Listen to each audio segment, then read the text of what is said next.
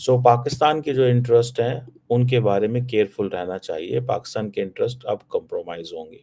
मैं ये नहीं कह रहा कि विवेक रामास्वामी हिंदू अजीत डोवल दहशतगर्द नेटवर्क्स का मास्टरमाइंड। कोई अजीत डोवल पाकिस्तान में इंटेलिजेंस पोजीशन के ऊपर इंडियन सफारत खाने में इस्लामाबाद में काम कर चुका। पाकिस्तान का जो नेशनल इंटरेस्ट है वो कंप्रोमाइज होगा। पाकिस्तान के लिए चैलेंजेस होंगे। दहशतगर्दों ने बाकायदा टारगेट किलिंग शुरू कर दी है हमारे फौजी अफसरान की। जवानों के साथ साथ अब अफसरान को निशाना बनाया जा रहा है। पाकिस्तान को फाइनेंशियली कैसे तंग करना है, फॉरेन पॉलिसी की डोमेन में कैसे तंग करना है, डिफरेंट डोमेन्स होती है ना। आप इंटरेस्ट ग्रुप्स का काम होता है आपको कैसे। अजीत डोवल ने कि मैं पाकिस्तान को या हमें पाकिस्तान को उस तरीके से डील करना चाहिए कि पाकिस्तान अपना आप भूल जाए, यानी हमें भूल जाए और उसके मगरिब की तरफ से उसके ऊपर इस किस्म का हमला किया जाए।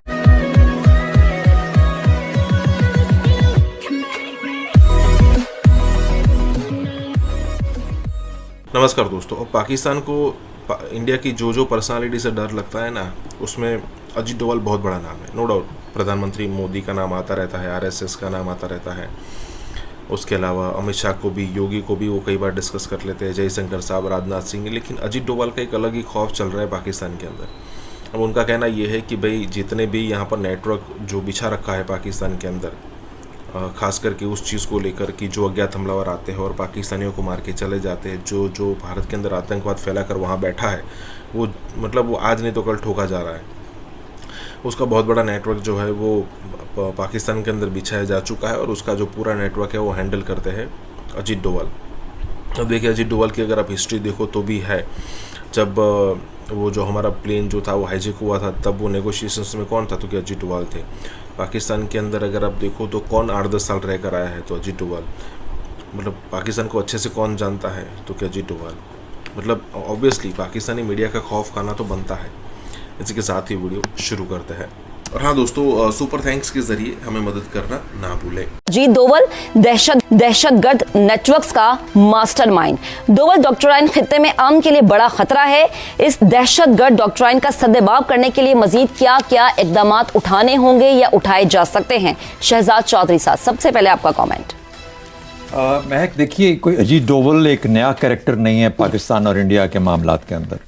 ये 6 साल पाकिस्तान में इंटेलिजेंस पोजीशन के ऊपर इंडियन सफारत खाने में इस्लामाबाद में काम कर चुका है और 6 साल में इसकी ऐसी कामयाबी थी जो ये एक यूनिक चीज़ थी कि 3 साल का टेन्योर होता है, इसको डबल करके 6 साल टेन्योर दिया गया और इतना कामयाब था और इतना ये यानी मकबूल भी था पाकिस्तान के हलकों के अंदर, पाकिस्तानी जहाँ पर ये सोशल हल्के हैं, कि इसको जहाँ पे भी चाहता था वहाँ पे इसकी पहुँच थी। लाहौर कराची कोई इसके लिए मसला नहीं था, लाहौर में इसका बहुत ज़्यादा आना जाना रहता था।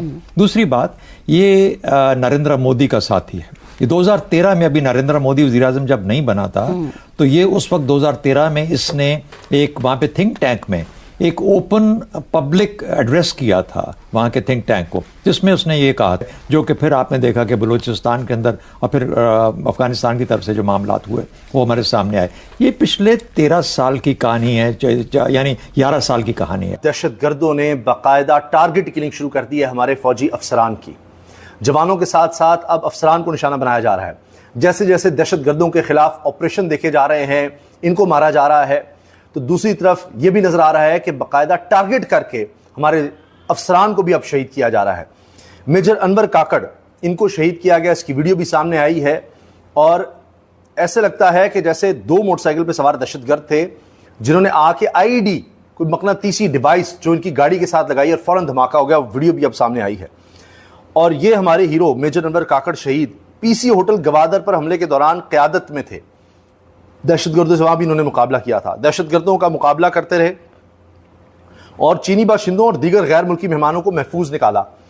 उस ऑपरेशन में मेजर काकड़ जख्मी भी हुए थे और फिर अब इनको शहीद कर दिया गया। अभी चंद रोज पहले भी ये खबर आई थी कि एक और मेजर को स्नाइपर अटैक के जरिए उनको शहीद किया गया। इसी तरह से अब देखें, यह भी खबर आई है कि तालिबान ने, खुरासान डायरी ने रिपोर्ट किया है, Taliban abducted at least 4 policemen from a mobile patrol in Sarwakai upper Waziristan district Khyber Pakhtunkhwa. और ये अब 4 पुलिस एहलकार हैं जिनको अगवा कर लिया गया। ये पिछले 10 साल से ऑलरेडी NSA पहले है, अभी भी है वहाँ पे, और उसके बाद अब 11वां साल जब ये मोदी साहब का तीसरा टेन्योर शुरू हुआ है, तो वाहिद आदमी है जो कि इतने लंबे टेन्योर के लिए मोदी साहब के साथ जुड़ा हुआ है। मोदी कौन है? मोदी बुचर ऑफ गुजरात है। Yes. तो जब आप बुचर ऑफ गुजरात और अजीत डोवल को आपस में मिलाते हो तो आप वो एक डुओ समझते हो, एक जोड़ी ऐसी समझते हो जिसका काम सिर्फ और सिर्फ पाकिस्तान के ऊपर हमले करना, पाकिस्तान को कमजोर करना, ये उनका मकसद है। चाहे वो जंग की शक्ल में मोदी करता है या BLA की शक्ल में बलूचिस्तान में जो मामलात आते हैं, या तहरीक तालिबान पाकिस्तान की तरफ से, TTP की तरफ से जिसको कहा जाता है हम पे हमले होते हैं, जो खवारिज हैं।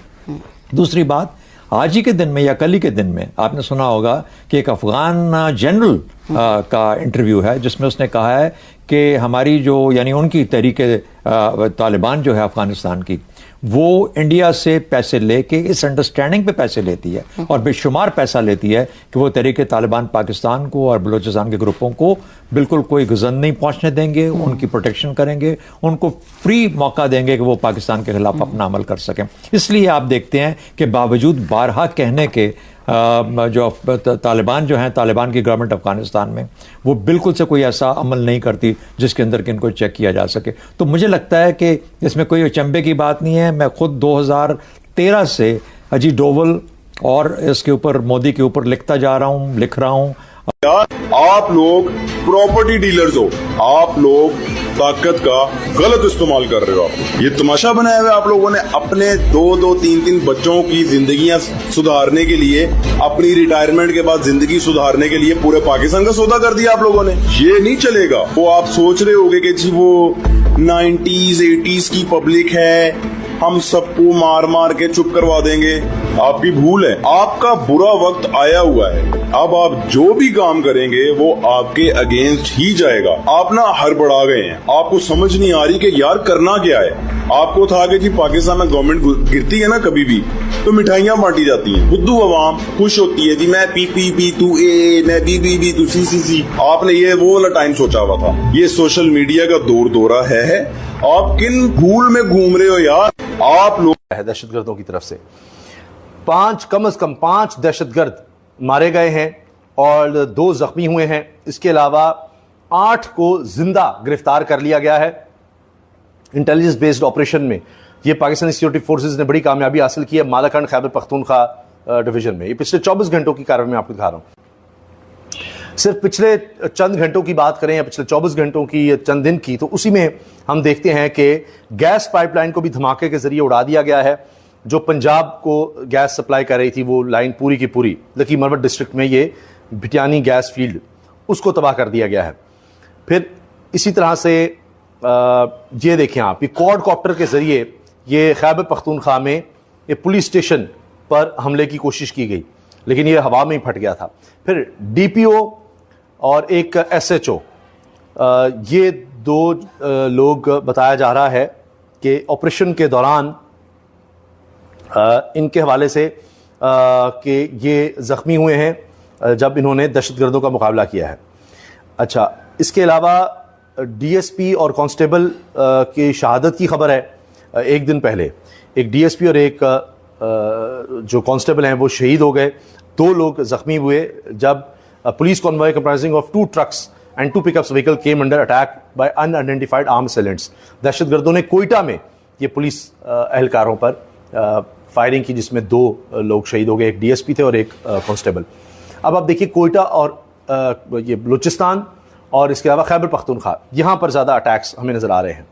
इसी तरह 2 policeman were injured in militant attack quadcopter के जरिए, ये हुआ खैबर पख्तूनख्वा में ही। मैं पिछले आपको 2-3 दिन की खबर दे रहा हूँ। फिर Pakistani military officer lost his life and a soldier was injured when their convoy was attacked by snipers and gun fire in Gadi Kuri. ये आवरान डिस्ट्रिक्ट में हुआ है बलूचिस्तान में, जहां स्नाइपर के जरिए एक मेजर को शहीद किया गया है। तो आप इससे अंदाज़ा लगाइए कि किस तरह से दहशतगर्द हमारे जवानों के साथ, अफसरान को भी निशाना बना रहे हैं, लेकिन इनके खिलाफ ऑपरेशन नहीं रुक रहे।